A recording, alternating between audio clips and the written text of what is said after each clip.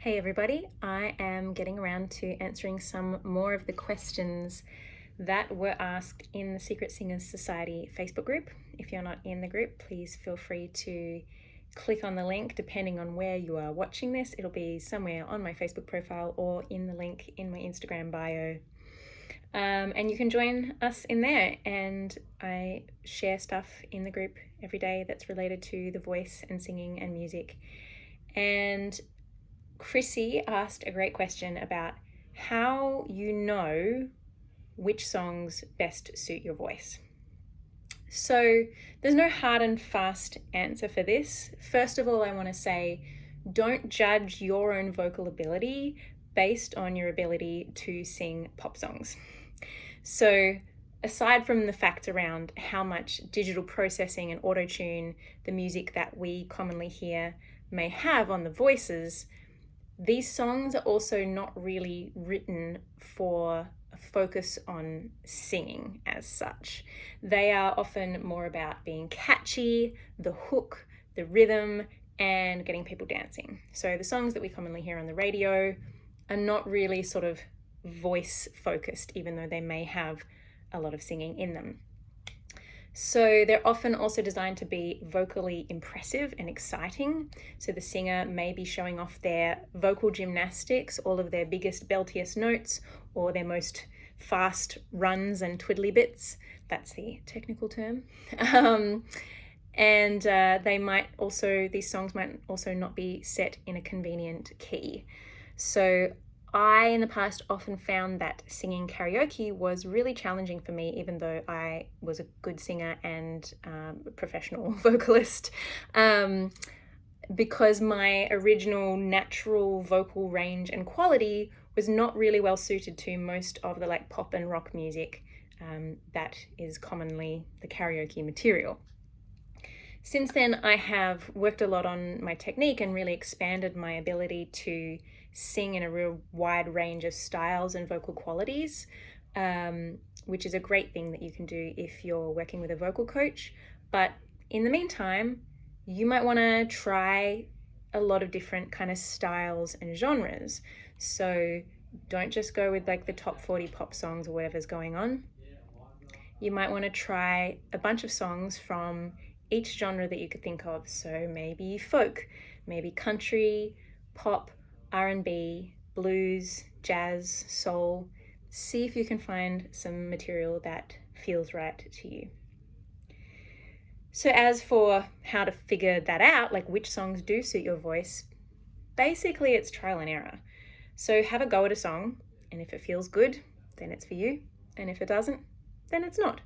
But try to separate your judgment, your subjective judgment on what it sounds like, what you think your voice sounds like, from what it feels like. So just because you don't personally like the sound or think that you sound very good at first, don't throw away the whole song, don't throw out the baby with the bathwater.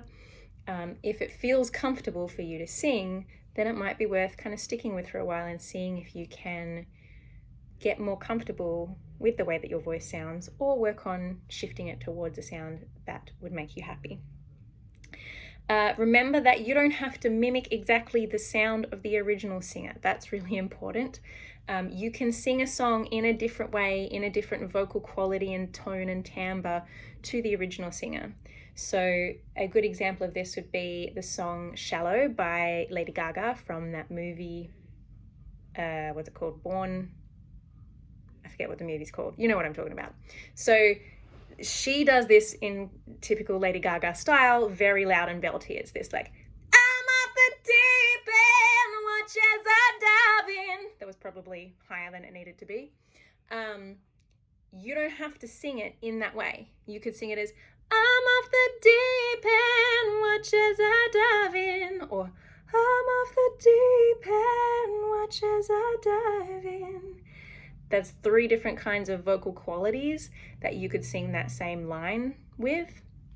So keep that in mind when you hear a song and the singer's really belting it out and going for it in a way that you just know you are not yet capable of singing that way. you don't have to sing that way in order to sing the song. You might still be able to access those notes in a more gentle way, or in a quality that is more comfortable for you. So keep that in mind. And if you're very new to singing, you might not have a huge range to start off with, and that's okay. So just remember, you don't have to be able to sing every single note in a song in order to be able to sing the song. So if some parts are a bit too high or a bit too low, just skip those notes. Just mouth the words during those lines, and then you can come back in when it gets to the more comfortable part of your range. So as you start to stretch and explore your voice more and experiment with different sounds outside of the context of singing, so what I definitely encourage a lot is a lot of like making weird noises, a lot of like and just seeing what kind of sounds you can discover and sensations in your voice. As you explore and experiment with your voice like that, you will probably find that your range will increase and expand, and you will be able to sing more parts of the songs that at the moment might feel a little bit out of your reach. So basically, nothing is off limits, but develop your internal sense of what does and doesn't feel good for your voice. Working with a vocal coach or singing teacher can be helpful to fast track this process, as they may be able to point you in the direction of some material that fits in with where your voice is at the moment. But at the end of the day, it's all about exploration and experimentation. Just keep trying things and see what you can discover. So I'll drop a couple links below to some of my song suggestion playlists to help give you a bit of a starting point. And if you have any other questions you'd like me to answer on a video like this, please let me know. I love getting questions and I love answering them and talking to you all and hearing about your vocal journeys. Okay, hope to talk to you soon.